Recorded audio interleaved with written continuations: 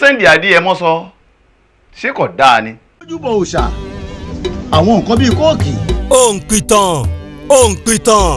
òǹpìtàn ọ̀rọ̀ balẹ̀ ó dìtàn láìsí ìṣẹ̀lẹ̀ kò sí ohun tí a máa pè ní ìtàn bọ́mọdé ò bá tàn á bá àrọ́bá ní bàbá ìtàn ọgbọ́n ló ń gbogbo fi ń kọ́ ni.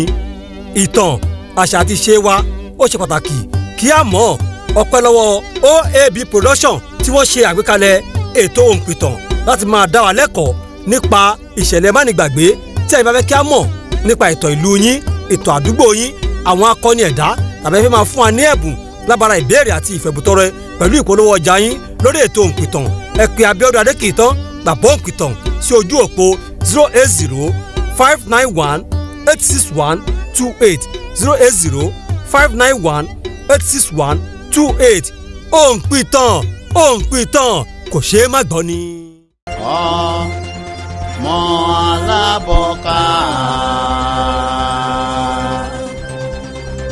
ó gbé ìjàpá ọlọ́gbọ́n ẹ̀wẹ́ dé fèrè ìdí ọ̀kẹ́ àjẹjò ló ń lọ fèrè ìdí ọ̀kẹ́ tìrókò ọkọ̀ yanrìnbó. Ọlọ́run alágbára mo tún ti dé pamílẹ̀rín ayọ̀ wá múnú mi dùn Ọlọ́run oníṣẹ́ ìyanu lànà àbáyọ fún mi Ọlọ́run ìyanu. Ọlọ́run alágbára mo tún ti dé pamílẹ̀rín ayọ̀ mo tún ti dé Olúwa. Ọlọ́run oníṣẹ́ ìyanu lànà àbáyọ fún mi. níbo mo ti fẹ́ bẹ̀rẹ̀ òǹpìtàn ilẹ̀ Yorùbá àti ní gan. ṣé ẹ mọ̀ pé inú òǹpìtàn ilẹ̀ Yorùbá yìí nígbà tá a kọ́kọ́ na ọ̀rọ̀ sórí afẹ́fẹ́ a sọ nípa NIN mo mọ̀ pé gbogbo iná ẹ̀lẹ́sìn bá wa jíjú ẹ̀ ńgbọ́ pẹ́ a sọ̀rọ̀ nípa olófò ń bínú ológo a sọ̀rọ̀ nípa ọ̀wọ́n gógó a sọ̀rọ̀ lórí security ṣé lórílẹ̀‐èdè yìí a ní security lórílẹ̀‐èdè yìí ṣé nǹkan ọ̀wọ́n gógó ńlá fi ń lò gbà lórílẹ̀‐èdè Nàìjíríà àwa ní ká gba Odùduwà nation ẹ wá torí ẹ ní kí Sunday Adéyẹmọ kó máa jẹ́jọ́ ń kóòtù ṣé èyàn ló yẹ kó kàn ẹ já lọ gbọ́ nǹkan táwọn èèyàn tí wọ́n sọ nípa Sunday Adéyẹmọ. a pín láti pín Nàìjíríà yà ti pín Yorùbá lọ lọ́tọ̀ọ̀tọ̀ Haúsá lọ lọ́tọ̀ọ̀tọ̀ Ìgbò lọ lọ́tọ̀ọ̀tọ̀. nítorí kí ni ká ṣe pín. látàrí pé tá a bá pín ànímọ́ sí ti ara wa sítì ti pọ̀ jù ìyà ti pọ̀ jù ẹ̀yin náà wá wò nísìn ipa wípé Sunday dìde ńlá tó mọ̀ pé nǹkan ń ṣe wá a mọ̀ pé nǹkan ń ṣe wá tẹ́lẹ̀tẹ́lẹ̀ ńgbà Sunday dìde ní ìsìn ta ní akáyè tí wọ́n yọ̀bọ̀n lórí ilẹ̀ kankan wa tá a sì rírú ẹ̀ sí lọ́dọ̀ tiwọn lọ́hùn gbogbo ayé mọ̀ pé a lè rírú ẹ̀ sí lọ́dọ̀ tiwọn lọ́hùn ìtàwọn ń ṣe ń bì àyè gbà wọ́n ju ti ọ̀dọ̀ wa lọ́hùn lọ àwọn apẹ́yìn bí ọba dogun náà ni ó dogun bí ọba dìjà kó dìjà.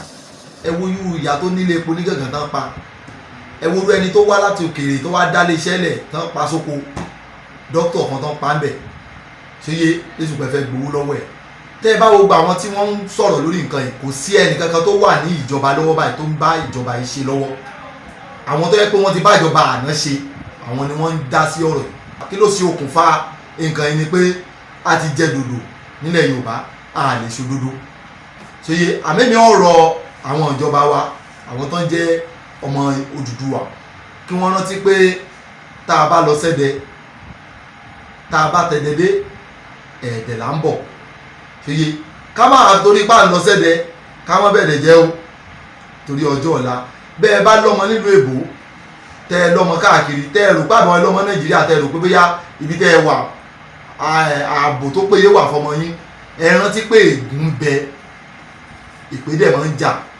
béèyàn ní apègùn mẹ́rìndínlógún oye kọ́mọ wù ẹ̀gún o bó o ní awẹ̀pè mẹ́rìndínlógún mọ́ wù èpè o bọ́ ọ bá wù ú ṣe yé èpè ó mú tán.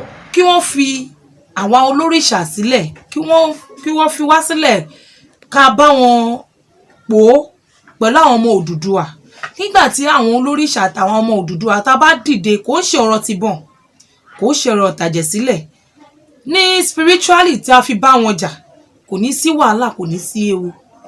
àwọn Yorùbá yìí sọ wípé abiyamọ ńlọtá àgàn ṣiṣẹ́ ńlọtá ọ̀lẹ ṣé àwọn Fúlàní wọn ò ní máa rí àwa Yorùbá gẹ́gẹ́ bíi pé ọ̀tá ńlá jẹ́ fáwọn báyìí. orúkọ tèmi ni Olúwalóńṣọlámi fún mi ọmọ Sàlàkọ tí ẹ̀ka ìjọ Celestial Church of Christ Hallelujah Parish ní ìlú Ìpọ̀nrú. ẹ jẹ́ ká wo ayé ìsìn gbogbo ẹ̀ ṣẹlẹ̀ lọ́tún ń ṣẹlẹ̀ lọ́sì ibi ń ṣẹlẹ̀ níwájú ibi ń ṣẹlẹ̀ lẹ́yìn Boko Haram herdsmen àwọn tó ń fipá báni lò àwọn tó ń fi ìkan ọmọ ènìyàn ṣògùn owó àwọn tó ń ṣe gbogbo ẹ̀ tó ń bayé jẹ́ ó pọ̀ lẹ̀ ṣùgbọ́n pẹ̀lú gbogbo ẹ̀ ẹ̀sìn wo ló sọ̀pọ̀tẹ̀ kò sẹ́sìn tó fọwọ́ sí ṣùgbọ́n torí pé olè tó wà lára wa ìfẹ́ tara ẹni nìkan àti ọgbọ́n jìbìtì tá a ní òun ló sún wa débi tá a wà yìí. ọ̀rọ̀ Fúlàní ní èdè kúkúrú tèmi màá ní ó kọjá òye ènìyàn láwọn ìkòríta kan tá a bá tún wò dáadáa. lákọ̀ọ́kọ́ gbogbo ọmọ Ọlọ́run pátá gbọ́dọ̀ máa rí àkókò yìí gẹ́gẹ́ bí àkókò tí àwọn àsọtẹ́lẹ̀ tí Jésù Kristi Olúwa wa ti sọ. tẹ́ bá wo ìwé Matthew orí 24 ẹsẹ̀ 6 ẹsẹ̀ 7 Bíbélì ti jẹ́ ká mọ̀ wípé ìrọ́kẹ̀kẹ̀ ogun yóò ṣe kíni yóò wà orílẹ̀-èdè yóò dìde sí orílẹ̀-èdè àwọn ilẹ̀ ọba yóò dìde sí ilẹ̀ ọba. orílẹ̀-èdè Nàìjíríà lè jẹ́ ibi tó dàbí ẹni tí a fojú sí ewu tó ń ṣẹlẹ̀ lọ́wọ́lọ́wọ́ jù ṣùgbọ́n ní àgbáyé one way or the other lọ́nà kan tàbí òmíràn kò síbi tí ò ti sí lásìgbò lákòókò tá a wà yìí. tó bá jẹ́ mi tí mò ń sọ̀rọ̀ yìí ló bá ṣẹlẹ̀ sí ẹ̀dá kò kílẹ̀ rò pé ó lè ṣẹlẹ̀. A Square Plus TV ẹ lọ search fún ẹ béèrè fún òpìtàn ilẹ̀ Yorùbá kedere báyìí ilẹ̀ máa rí wa wò ẹ fi àtẹ̀jíṣẹ́ yín ẹ fi ránṣẹ́ sórí nọ́mbà yìí. ọ̀pọ̀lọpọ̀ ọmọ Ẹ̀gbá ní ọmọ pé ibì kan wà tó ń pè ní Igbó Ẹ̀gbá.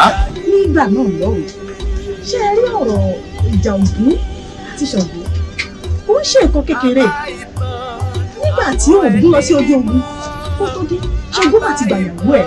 láti Mátíù orí 1 tí a kà á síwájú dáadáa gbogbo bí ìgbésí ayé Jósẹ́fù àti Màríà àti bí àwọn áńgẹ́lì Ọlọ́run bí wọ́n ṣe bá Jósẹ́fù sọ̀rọ̀ ìtàn bẹ torí bí tọ́pọ̀lọpọ̀ àwọn èèyàn mọ̀dé lórí àwọn ọ̀tàn àwọn akọni tó ti ṣẹlẹ̀. bẹ́ẹ̀ la ní oríṣiríṣi òrìṣà tá à ń bọ ní Olúwa tí ọdún bá ti dé à ń bọ Ọbàtálá à ń bọ Ṣàngó bẹ́ẹ̀ ni à ń bọ Ọya ṣùgbọ́n bẹ́ẹ̀ ẹ bá wò títí tó bá ní mo lágbára mo lóògùn mo nípò mo lẹ́nu mo mọ̀yàn. tí kì í ṣe oyún tí wáyé láàárín èèyàn ẹlẹ́ranra gẹ́gẹ́ bí tọkọtaya. ọ̀rọ̀ lẹ́ti gbọ́ yìí o gbogbo ẹ̀yà ara lé àfà inú yóò dùn àyè ní àfún o. Abíọ́dún Adé kì í tán bàbá òǹpìtàn ilẹ̀ Yorùbá mo parí ohun gbogbo èmi ń padà lọ́ọ̀lú àti bí mi lọ́mọ ìwúrẹ́ ilé nílùú mi o ìwúrẹ́ ilé ẹ̀kẹ́ ọmọ ikú tí ń róhun pa ọmọ ikú tí ń polúgbọ́n ọmọ ikú tí ń parẹ̀sà ọmọ ikú tí ń pọ̀rọ̀gún ọmọ ikú tí kò gbọdọ̀ pa. Hallelujah. Praise the Lord. I greet you from everywhere you are watching me. My name remains Pastor D.E. Olanisebe from the Church of Scripture of Faith Deliverance Ministry, located at number 6/8 Badejo Kalesonwo, Matori, Lagos. I am here to inform you about our annual program 10/7. I know most of you are highly preparing for this program, and which I know very soon I will see you, you will see me. We will be together to have an encounter with the Almighty God. Àwa tí a ti ní ìbápàdé rí nínú program yìí, a mọ̀ bó ṣe máa ní agbára lọ́dọọdún, a dẹ̀ mọ̀ ọ̀nà àrà tí Ọlọ́run máa ń gbé gbà. Alhaji, kí ni Ànábì wa Muhammad sallallahu alaihi wasallam kí ni ó sọ fún wa nípa wákàtí márùn-ún? alhamdulilayi rabbil alamin. Ìbéèrè tí ẹ béèrè yìí a ó rí nínú alukuran èyí tí Ọlọ́run sọ kalẹ̀ fún Ànábì wa Muhammad, kíkí Ọlọ́run àtọ́lọ́ Ọlọ́run kí ó lọ́ máa bá a. Ba'da a'udhu billahi minash shaitanir rajim, bismillahir rahmanir rahim. Quran 2 verse 45 Surat al-Baqarah. Wasta'inu bis-sabri was-salati wa innaha lakabiratun illa 'alal khasirina. Ọlọ́run sọ fún Ànábì wa Muhammad wípé a máa wá ìrànlọ́wọ́ láti ọ̀dọ̀ èmi Ọlọ́run ọba pẹ̀lú nǹkan méjì. Alákọ̀ọ́kọ́ nínú ẹ̀, ẹ wá ìrànlọ́wọ́ yẹn pẹ̀lú sùúrù. Kẹ́ ẹ ní sùúrù gan-an kẹ́ ẹ máa wá kírun. Ọlọ́run fúnra rẹ̀ ó ní láti kírun yẹn dáadáa àti láti ní sùúrù. Ọlọ́run gan ló sọ pé iná alákàbíyèrè méjèèjì ṣòro ó ṣe o, àyàfi ìbẹ̀rù Ọlọ́run ni ó máa mú yẹn sí. Ìrun tí ẹ béèrè inú òpó Islam ipò kejì ló wà.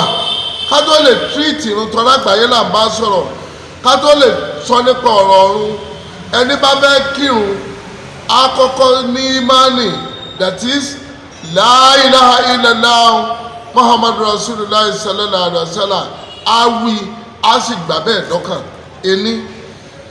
Number 2 ni ìrun wà, á máa wá kírun, á máa yọ zaka, á máa gbààwẹ̀, ọlọ́ba fún un lówó, á lọ sí hajj.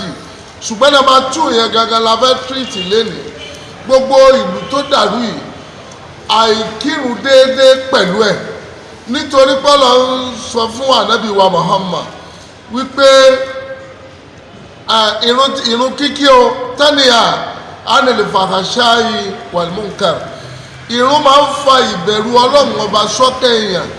Ṣùgbọ́n màá bẹ̀ ṣebí lágbájá ń kírun bí táwọn ẹ̀dọ́ náà ń kírun, ẹ̀rọ ìgbésí á sì bẹ̀rù Ọlọ́run lọ́dọ̀ ẹ̀ kò lè sí, torí kò kí bó ṣe yẹ ká kí. Bọ́ ọba ti kọ́kọ́ jí láàárọ̀ kùtùkùtù, Ọlọ́run ọba rẹ lọ gbọ́dọ̀ lọ kí èyí tí ń ṣèrun àṣùbà tí à ń kí ní rákà méjì pẹ̀lú náfìlà rẹ̀ ká kọ́kọ́ kí. Ọwọ́ kí yẹn tán tọ́ba tún ti da aago méjì ó tún ti gbèrò, ó tún ti gba mọ́sáàsì lọ, ọlọ́kírun àyílà èyí tá à ń kí ní rákà mẹ́rin.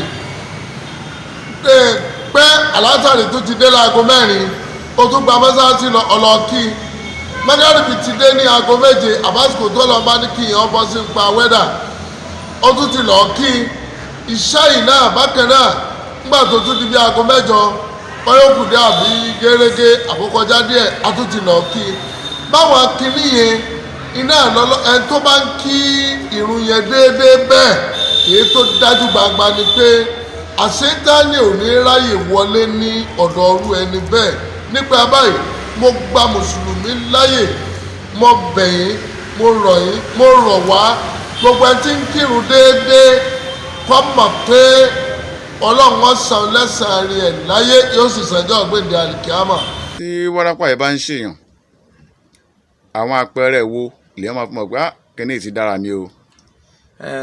Àpẹẹrẹ tí a máa ń rí ni pé ìgbà tí wọ́n bá fi oògùn yẹn báyàn jà, bóyá ṣe ni wọ́n ṣe sílẹ̀, wọ́n òǹtọ̀ ń dá kọjá, tàbí pé wọ́n jù sí ara aṣọ ẹ̀ tó bá ti wọlé kò ní mọ̀. Ṣùgbọ́n ìgbà tí kíní yẹn bá fẹ́ bẹ̀rẹ̀ láti máa dá láàmú, a kàn ṣubú lójijì láìsí pé àìsàn ń ṣe. Tó bá dẹ̀ ti ṣubú fóòmù a máa jáde lẹ́nu ẹ̀, ẹsẹ̀ a máa gbọ̀n, ọwọ́ ẹ̀ a máa gbọ̀n. Ṣùgbọ́n àwọn àgbàlagbà tó bá ti lákìyèsí tí wọ́n mọ̀ ń pa wárápá lélẹ́yìí kì í ṣàìsàn mìíràn.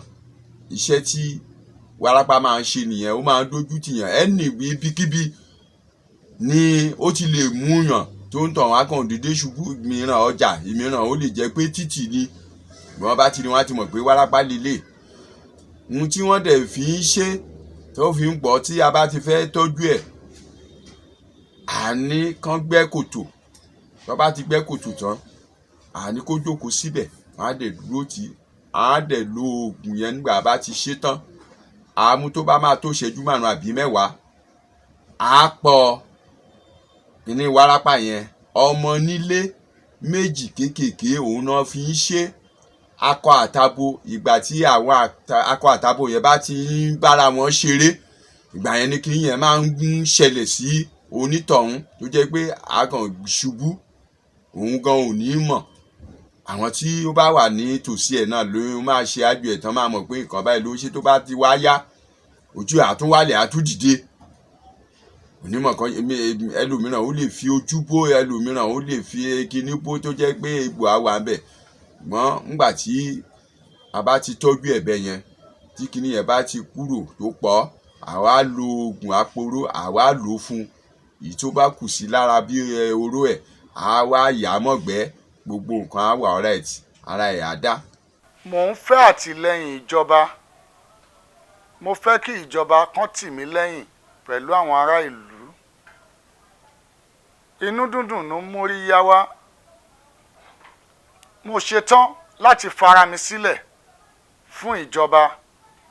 Tó bá ti rí àwọn tó ní àrùn ọpọlọ bẹ́ẹ̀, kó máa mú wa wá sí ọ̀dọ̀ èmi Ahmed Àkànní Gbangbaya Ikúdàísí, ọba olórìṣà ìlú Èkó. Ohun tí ó mú mi wá sí orí ètò yìí, ó ní ọ̀pọ̀ èèyàn tí ayé ẹ̀ ti dàrú. Gbogbo ẹni tí ayé ẹ̀ dàrú, tí nǹkan ò lọ déédéé fún, tí wàhálà bá, tí dààmú bá. Ọ̀rúnmìlà ni ọba tí Olódùmarè rán wá sí ilé ayé ní àtètèkọ́ṣe láti wá tún ilé ayé ṣe. Nígbà tó sì ń lọ, ó fi nǹkan tá lè fi máa képe tó máa dá wa lóhùn sílẹ̀. Kí ni nǹkan náà ní ikin, èyí tí a mọ̀ sí Ifá. Ọ̀rúnmìlà bára agbọ́n mi règún. Ó ní gbogbo nǹkan tí òun ń ṣe fún wa nígbà tó wá ní ilé ayé, tó ṣe ta lára, tó ṣe ta jẹrò, tó ṣe ta wárùn gbáàgà. Ó ní gẹ́gẹ́ bí òun ṣe ṣe yẹn lòun tún máa bá wa ṣe lẹ́yìn ìgbà tóun ò sí nínú ayé. Gbogbo ẹni tí ojú ọmú ń pọ́n, tí ilé ayé le fún, tọrọ ara ẹ̀gán sú, tá bá képe ikin, òun ló máa sọ ọ̀nà àbáyọ fún wa. Nítorí irin iṣẹ́ tí Ọ̀rúnmìlà ní ká máa fi képe òun nìyẹn. Ó ní wọ́n máa ń képe. Tí wọ́n bá ti képe, ohun tí ó jẹ́ ohun tí ó ń dín nǹkan yẹn lọ́wọ́, yálà wàhálà kan láti inú gbogbo ìdílé, yálà ọ̀rọ̀ ẹnu, yálà àfọwọ́fà, yálà inú ni bí ni, yálà àwọn tó nílé ayé ló ń fi nǹkan tí a ń fẹ́ yẹn jẹ wá níyà àbí dà wá láàmú. Tí àwọn babaláwo tí wọ́n bá ti gbé Ifá kalẹ̀, tí wọ́n bá ti yẹ̀ wò, tí wọ́n dá Ifá, Ifá ni ó máa sọ nǹkan tí a máa ṣe. Èmi ni Chief Owólabí Razak Àwíṣe Olórìṣà. Àwíṣe Olórìṣà jẹ́ bí aṣojú ọba olórìṣà. Mò ń bọ òrìṣà. N tá ń jẹ látara òrìṣà ó pọ̀. Bóyá bíi kí a má rí jàǹbá mọ́tò, wọ́n á ní kó lọ bọ̀gún.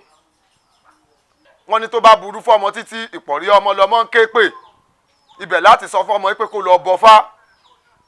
Ara òrìṣà nífá, ara òrìṣà lògún, ara òrìṣà lọ́ṣun, ara òrìṣà lọ́bàtálá. Ọba tóòṣà, ọba pátápátá, ọba tí fọba jẹ kú ọ̀rọ̀ ọkọ àfín. Ọbàtálá tó bímọ kan ṣoṣo tó fi fọ́kọ mẹ́ta, ara àwọn òrìṣà ni.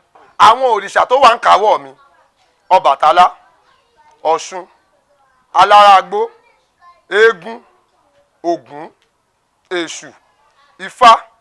Àwọn tí wọ́n bá fẹ́ bọ ìkan nínú àwọn òrìṣà yìí, kí wọ́n pè sí orí agogo. Chief Tajudeen Ayinla Kọ́láwọlé ọba ìṣègùn general Muslim government branch Nigeria Association of Medical Herbalist Traditional Medical Doctor fún gbogbo àìsàn tó bá ń ṣe ẹ̀dá ní àgọ́ ara ẹ kàn sí Chief Tajudeen Ayinla Kọ́láwọlé ọba ìṣègùn tí wọ́n wà ní nọ́mbà 17 Adéọlá street Ìtìrẹ́sùlérè Lagos ojú òpó ní 08029091260 08029091260 tàbí 08039145112 08039145112 àbọ̀rú àbọ̀yè bọ́ ṣiṣẹ́. ayé ò tán lọ bí ọ̀pá ìbọn kò ṣe é dúró wò ní wọ́n máa ń sọ kò sẹ́ni tó lè wẹ̀kùn ayé já ogun láyé yìí ò ẹ rọra. bí o ṣe yan ẹnìkan ò lè ṣe mí ọ̀rọ̀ ayé kúrò ní báyẹn ọlọ́wọ́ kan kọ̀rọ̀ tẹ́rí yẹn o ohun oorun ẹni tí ó fi kọ́ ni ogun láyé yìí ò ẹ fúnra o. ayé ò tán lọ bí ọ̀pá ìbọn kò ṣe é dúró wò ní wọ́n máa ń sọ kò sẹ́ni tó lè wẹ̀kùn ayé já ogun láyé yìí.